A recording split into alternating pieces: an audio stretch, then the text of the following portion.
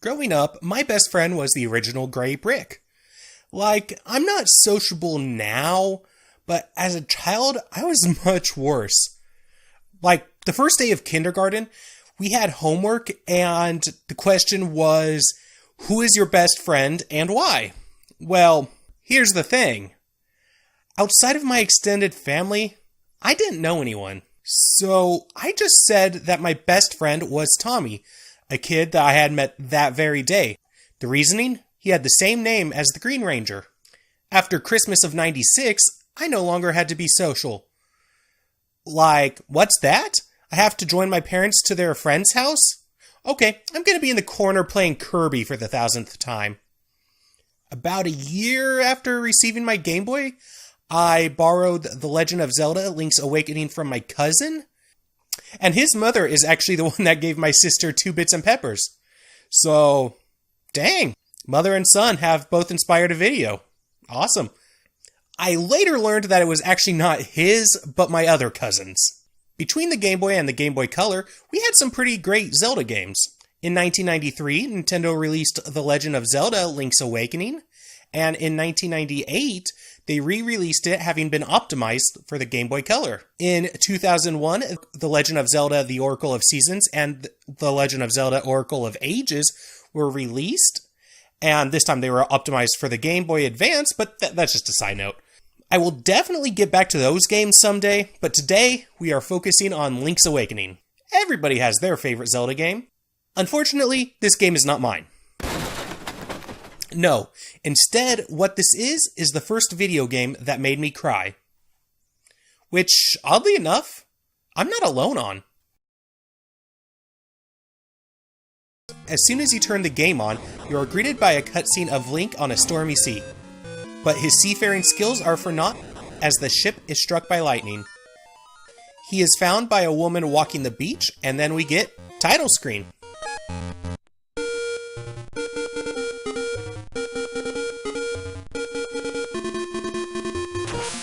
Now, I wanted to name my character Linkle, but there is a 5-character max here.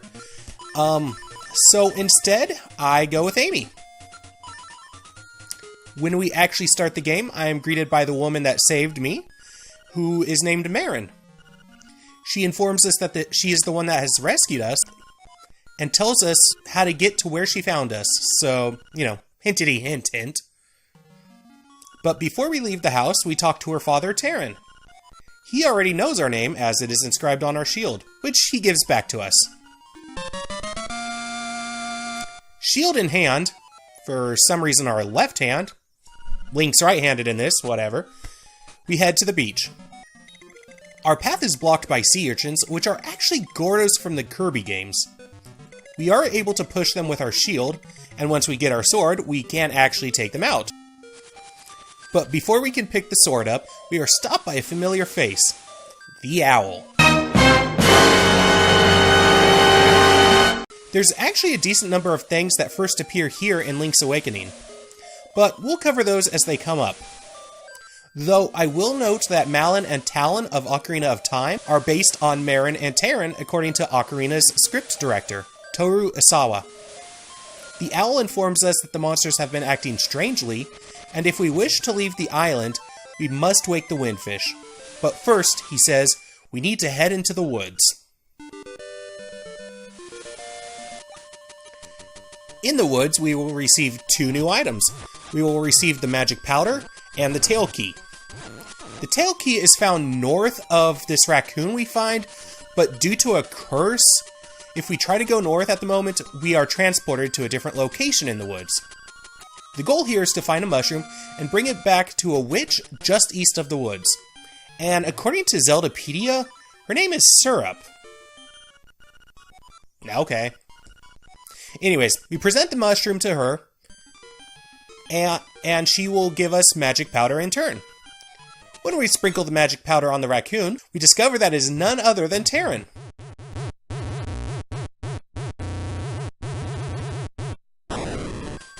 Heading north, we get the key.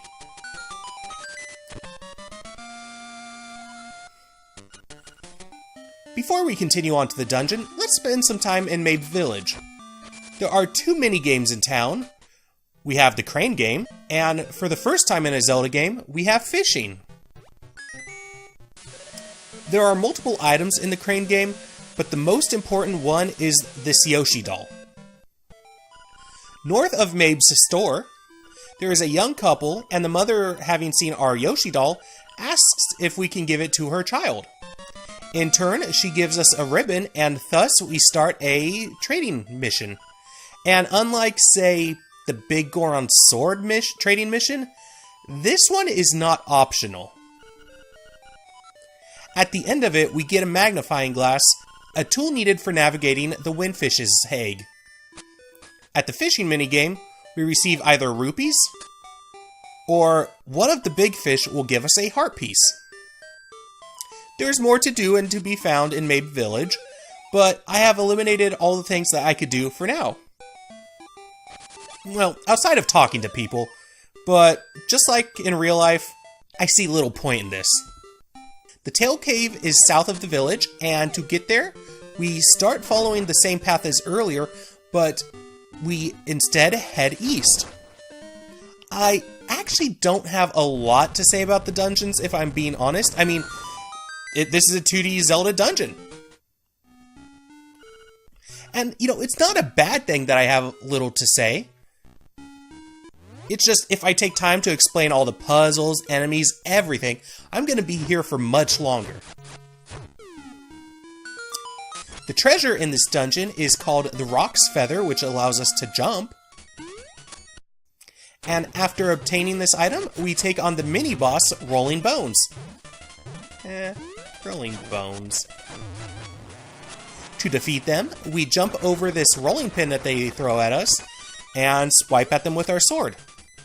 After this, we need to find the Nightmare's Key and fight the boss, Moldorm.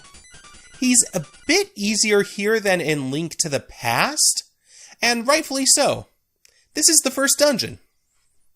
Of course, if they throw us, or we lose our footing, we drop down and have to climb our way back up, and in the meantime, they regain health.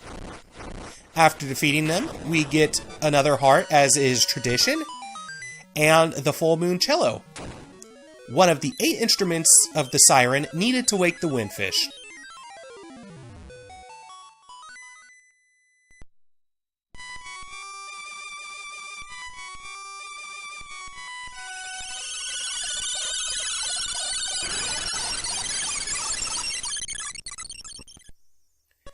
When we head back into Mabe, the village is in a panic. The Moblin King has stolen Madame Meow Meow's Bow Wow. That's kind of hard to say. We need to head east out of the woods, and now that we have the Rock's Feather, we can go to the Moblin's lair. After 2 Moblin-filled rooms, we face the Moblin King. The Moblin King will charge at us, and our goal is to dodge him so that he hits the wall, leaving him vulnerable to attacks. After we take him out, we receive Bow Wow, and I'm a little confused as to how Bow Wow was captured, because he's credit to team. He will charge at and destroy enemies. It does take a moment for him to target the enemies, but he does take them out with one hit. And now that he is following us, we take the wood's north exit and trek through the swamp, which is now doable as Bow Wow can eat these flowers. In the swamp, we find the Bottle Grotto, the second dungeon. And it definitely lives up to its name. Now, y'all Zelda peeps might be thinking, yay, something to break with our sword. But no, these pots can only be picked up. We will be getting the level 1 power bracelet in this dungeon, which really opens up the world. There will still be places we can't go, but whatever. But the mini-boss here is a Cyclops throwing bombs named Hinox. The Cyclops is named Hinox, not the bombs. And the actual boss in this dungeon is a genie clown Santa in a bottle who is impervious to my sword. What we need to do is pick them up What we need to do is pick up the bottle after stunning them and throwing it against the wall. After 3 times, the bottle breaks, freeing the genie, while making him vulnerable to our blade. Unfortunately, he does become trickier. Unfortunately, at this point, he does become more deadly. Attack them a few times, and we're golden. We steal their life and the concorn that they were guarding.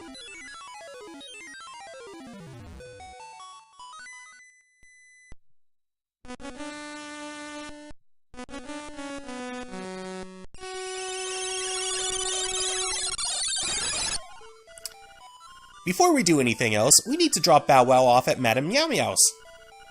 If we don't, we'll be unable to continue in our journey. After that, let's stop by the village's store to buy some bombs and a shovel. Now, I've always kind of, well, okay, maybe not when I was a kid, but as an adult, I felt uncomfortable about this shopkeeper because he looks kind of like a racist caricature. But I noticed something while playing this game. This is the Happy Mask Salesman. Like, I can't find, like, that's not verified or anything, but his eyes are closed, he's wringing his hands, and you feel his wrath.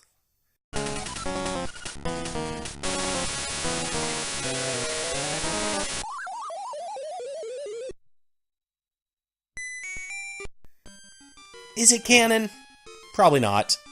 But I do like it better than the caricature, so that is what I am going to go with. Also, before we head east, it is important that we have the bananas from the alligator on the beach. We get those as part of the trading mission.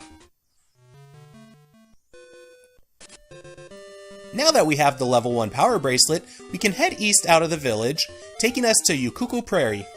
The first thing we find on the prairie is a warpole, but we cannot do anything with it right now, as it is the only warpole we have found.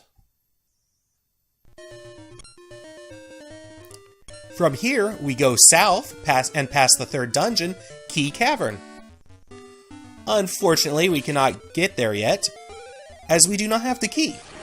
To get the key, we continue south from the dungeon and talk to Richard, a noble who has been forced out of their castle, and he needs our help in getting his leaves back.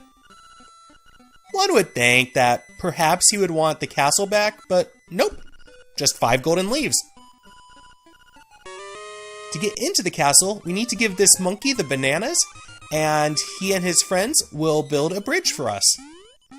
Oh, and they'll drop a stick, and that helps us in our trading mission.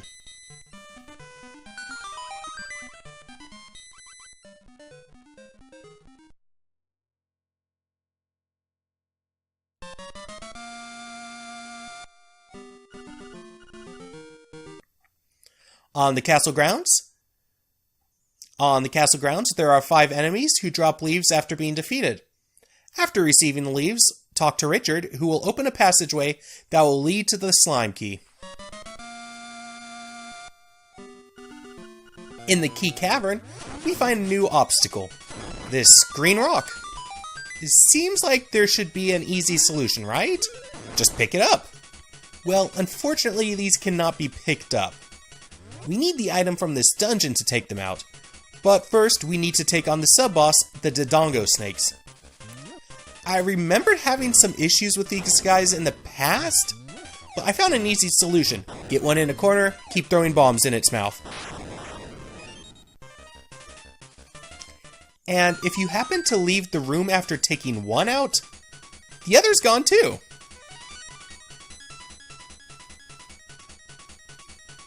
Exiting the room to the east, we are able to get the Pegasus boots, this dungeon's item. And this will allow us to charge into those crystals and destroy them. Now that we are able to clear the challenges in this dungeon, we have to take on the boss, the Slime Eye. This is a 2-step boss. First, we have to charge into it repeatedly to split it into 2, and we take out the eyes with our sword. Unfortunately, we have to charge into the middle of the eye to split it apart, a difficult task as the boss continues to move and merge back together. But eventually I take out this boss, eat their heart, and grab the third siren's instrument, the Sea Lily's Bell.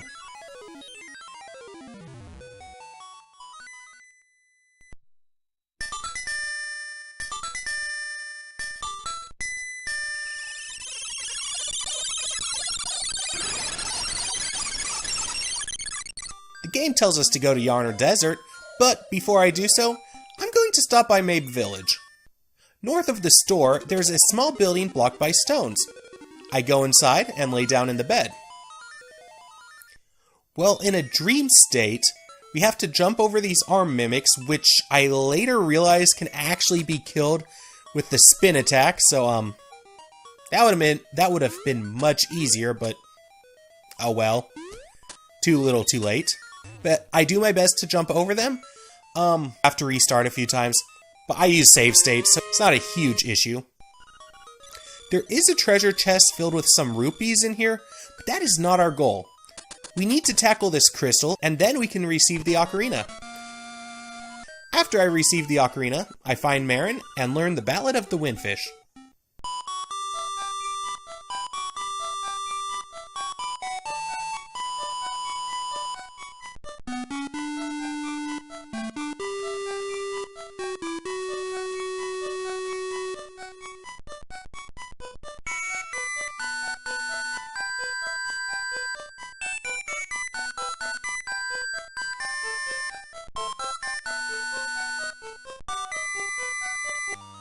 Before heading to the Yarner Desert, I stop by the Color Dungeon, a dungeon exclusive to the Game Boy Color.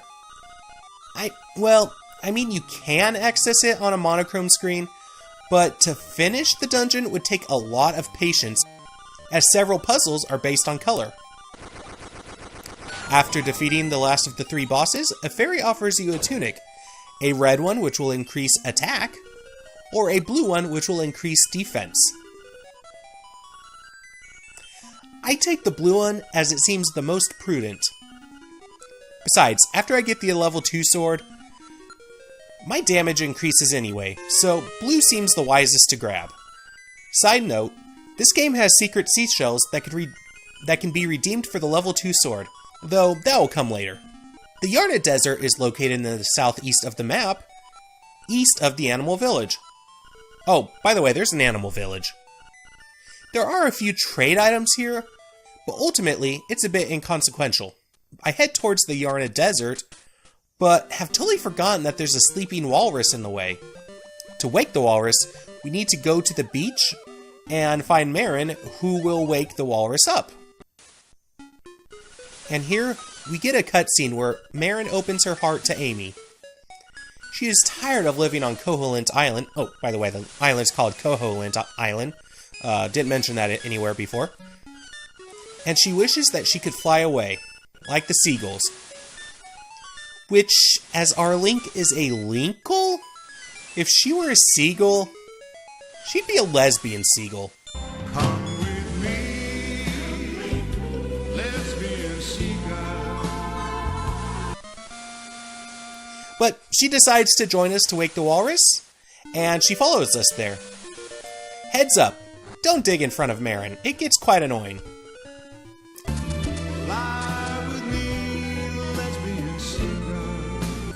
After startling the walrus awake, Marin decides that she is going to stay and sing in the Animal Village.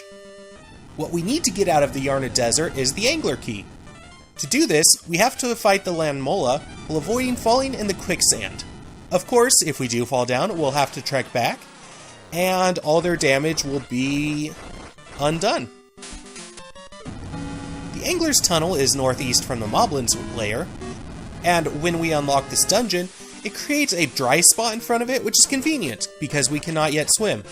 To get there, we'll just have to drop down from Tall Tall Heights, which Tall Tall Heights has some awesome music, like some of the best music of the game. Some of.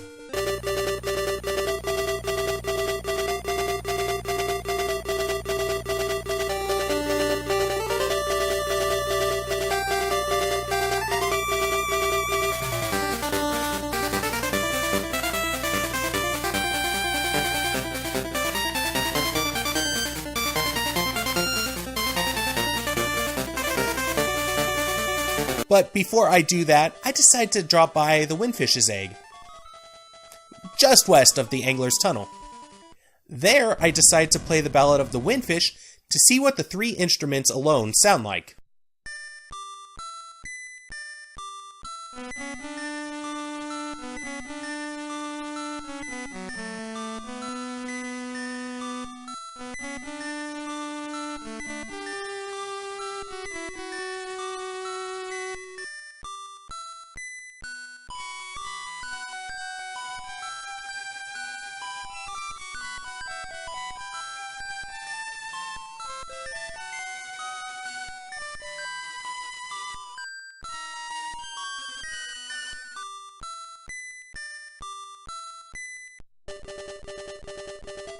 From this point on, every time I finish a dungeon, I revisit the egg just to see what it sounds like.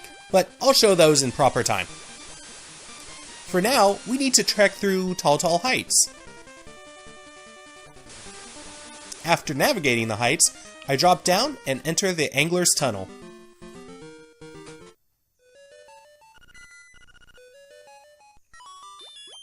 As may be expected, the Angler's Tunnel is flooded, and if Link steps into the deep water, they will take damage as if falling into a hole.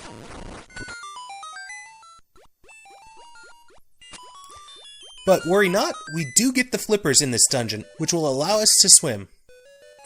To get the flippers, we first need to defeat the sub-boss, which is named Cue Ball, and yeah, he looks like a cue ball.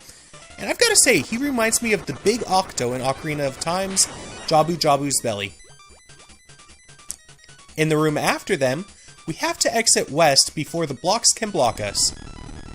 If they do, we simply have to pull back this thing and try to make it there again. In here, we get the flippers.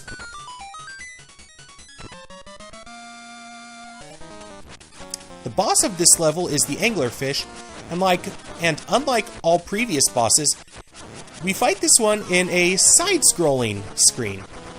It's not as terrifying as real anglerfish, but it's still pretty damn ugly. After taking them out, we get the surf harp.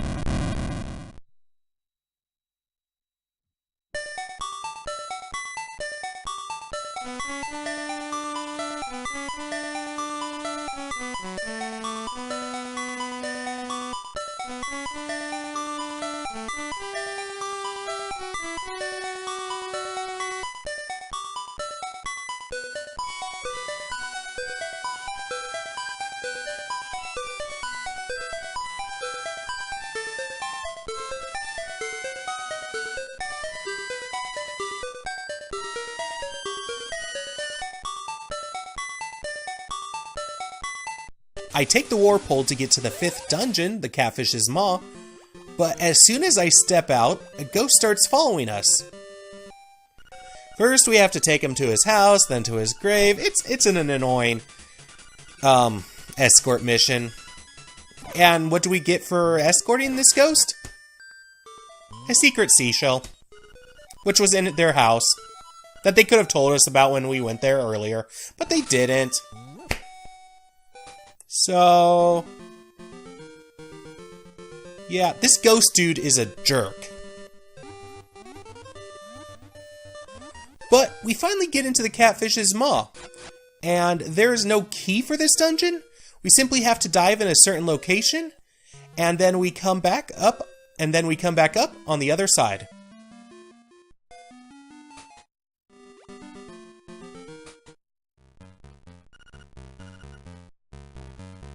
But as soon as I recognize what dungeon this is, I turn back to buy the bow and arrow.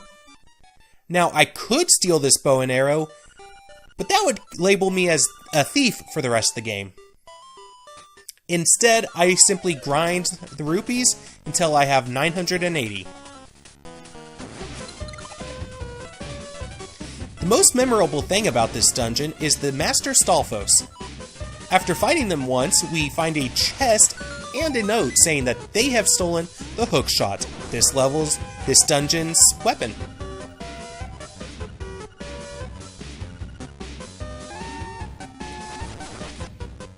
In order to get this back from the Master Stalfos, you have to fight them 3 more times, and it will be ours. Oddly enough, though, this is not the sub-boss. The sub-boss in this dungeon is actually Twin Gomas. And these two are what we needed the bow for. When they open their eyes, we shoot them. After, I think it's 3 times each, they are defeated.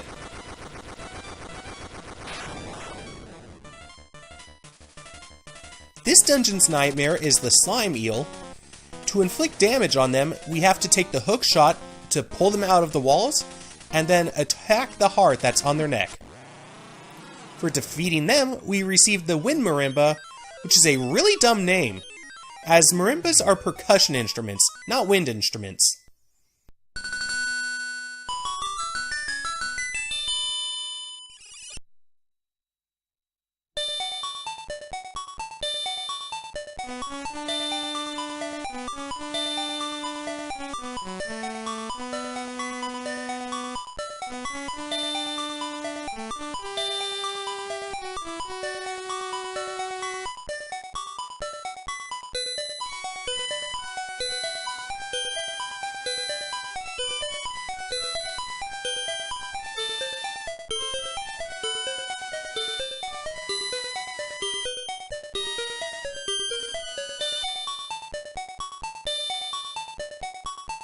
After the Catfish's Maw, there is nobody following us, which I am quite thankful for.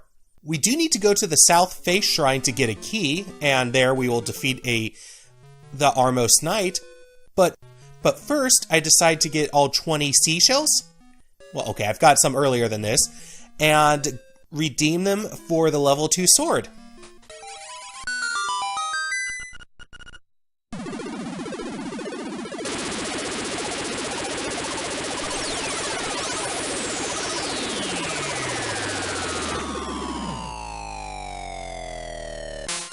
After getting the key from the Armos Knight, we find out that Koholint is not but the Windfish's dream. And when they wake, Koholint will disappear from existence.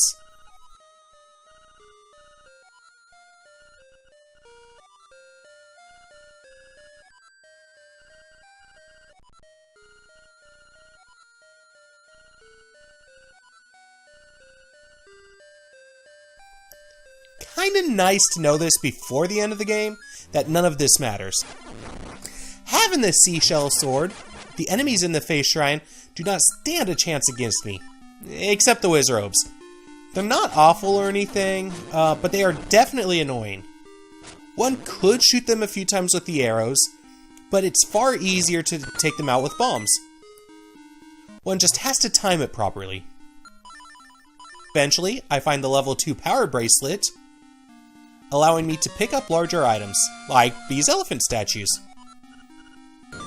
After bombing a certain wall, we find the sub-boss, who is Smasher, and this guy is actually cute AF. I kind of feel bad for taking them out.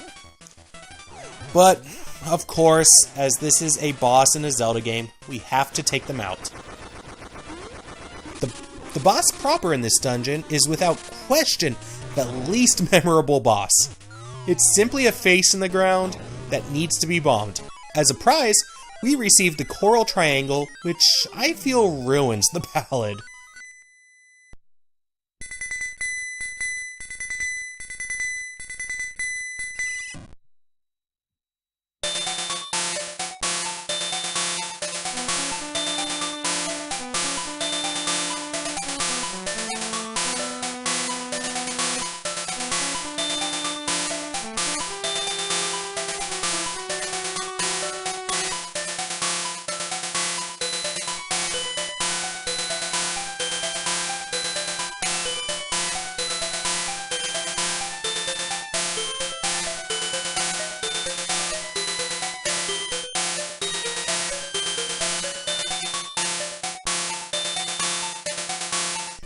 The next dungeon is the Eagle's Tower in Tall Tall Heights, but first, now that we have the level 2 power bracelet, we can push the Flying Rooster's grave back and go into the crypt. In order to revive them, we need to play a song that we learned from Mario 2's Wart. The rooster is absolutely necessary to get to the Eagle's tower. Now, the penultimate dungeon in this game is absolutely a tower. Well, okay, it's 4 stories. So, if you want to call that a story, or call that a tower, so be it. There are 3 main floors, and the 4th one is the one that contains the boss fight. Before that fight, though, we have a slew of enemies to fight and puzzles to solve, as one is wont to do in these games. Included in these enemies is Kirby, or actually as the game calls them, Anti-Kirby. But they're just Kirby. The Hinox reappear in this level, a little more difficult, still pretty easy to take out. The mini-boss in this level is the Grim Creeper, who sends these bats after you, and honestly, they're not very hard. They just take 1 swipe each. We soon thereafter receive the Mirror Shield, which will allow us to deflect back beams of energy, stuff like that. To get to this dungeon's boss, we have to take this ball and throw it at 4 different pillars in the level to drop down the top floor. We do get to the top of the tower, the Grim Creeper is waiting for us, and he calls the Evil Eagle. Like the Anglerfish, this is a side-scrolling battle, and the major challenge with the Eagle is that they will start flapping their wings and push Link off the edge, restarting the damage. After taking them out, we receive the Organ of the Evening Calm.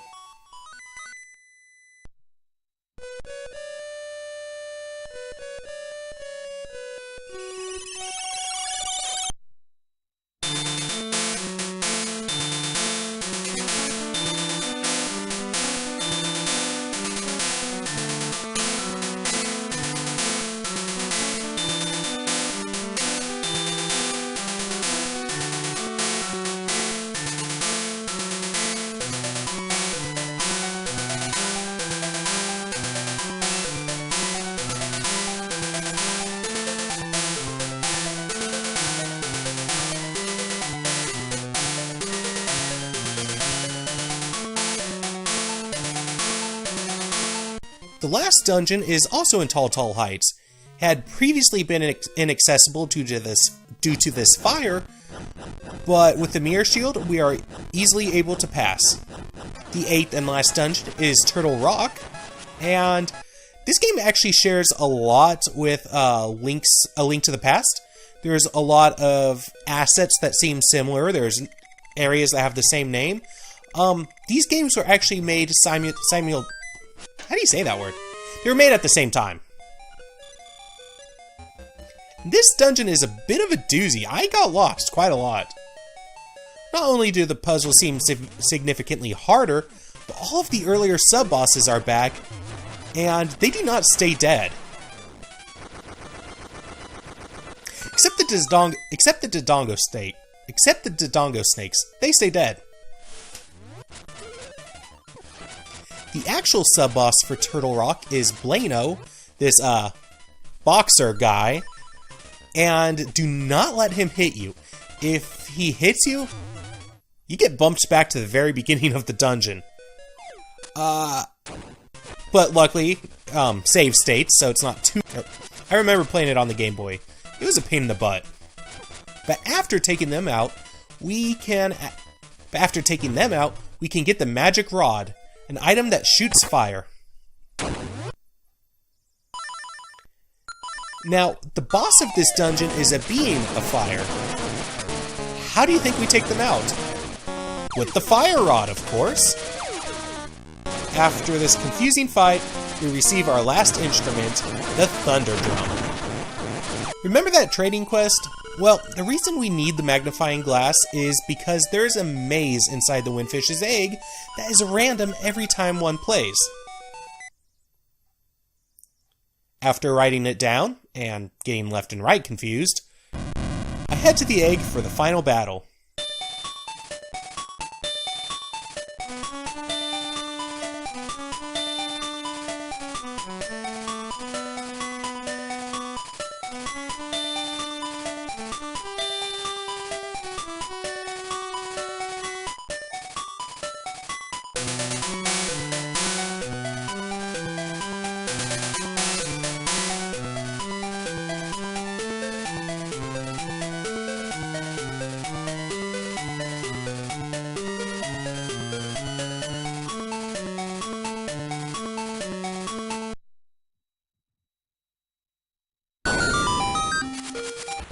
final nightmare takes on several forms, some of which are familiar from earlier games. And when I was a kid, I did not actually beat this boss. I actually had my cousin do it for me. The timing of Shadow Ganon threw me off, and it continues to do so now. After a few transformations, we get to the last stage and I am low on health. Am I going to make it? So, the boomerang is OP. To get the boomerang, one has to trade any item to a moblin on the beach. I give them my shovel, as I do not need it for anything else at this point. After defeating the boss, I finally meet the windfish, who is neither wind nor a fish. Both the windfish and Link wake up, erasing Koholint from existence. I don't feel so good. And the windfish actually seems to exist as Link sees them flying overhead. One thing to note, if one does not die during the game, Link will see a portrait of Marin and a seagull, implying that she got her wish. I don't have the patience for that, though. Some may be asking, why did this game make you cry? Are you dense? But here's my reasoning. Link and Marin are the true OTP. Zelda? Psh. That bug lady from Saria? Nah. Princess Ruto? Oh, hell no. As a kid, I was heartbroken that Link was unable to be with the woman that he had forged a bond with. Or I assumed he had forged a bond with. Link never says anything. And again, I've got to say, it does not seem that I'm alone on thinking that this ending is sad. But now on to the very important question. Why isn't this my favorite Zelda game? Well, I played Ocarina of Time much more than I did Link's Awakening as a kid. I do think if I played Link's Awakening more so, then it would likely be my favorite, but unfortunately, it had been stolen from me. When I was about 10 or 11, we were painting the interior of our house, and as such, we had a lot of boxes in our garage. Well, one night, somebody got into my mother's car, which had the garage opener in it, and they got into the garage and stole a bunch of my Game Boy games. Due to that thievery, I lost Pokemon's Blue, Gold, and Yellow. I lost Metroid 2, also something I was borrowing. Wario Blast, and many other games. I think if this game had not been stolen, I would have become much more attached to it, and it would be my favorite. But unfortunately, that's not how things worked out. Luckily though, this is available on the 3DS shop, so I was able to pick it up some years back. So, thank you for joining me everyone on my ramblings on Link's Awakening. Go out and play this game, it's a good one. I mean, again, I still am saying that Ocarina is probably my favorite, but this is still a good game. Do get the DX version instead of the original version. There's not a lot different. There's some stuff with the Game Boy printer.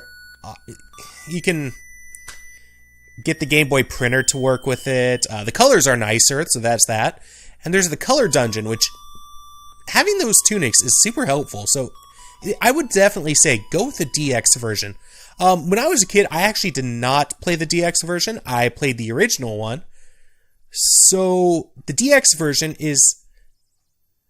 So the first time I played the DX version was actually a couple years back on the 3DS. But yeah, that's the version that I would suggest. I will definitely cover more Zelda games in the future, definitely. Especially the Game Boy ones. Oh, the Oracle games, those are bound to happen. They're coming at some point. So hey, if you want to see those, maybe hit the subscribe button, wherever it is. Wherever it is. But hey, thanks for joining everyone. If you like this one, like, comment, subscribe, and take care. Remember that you are valid. Bye-bye.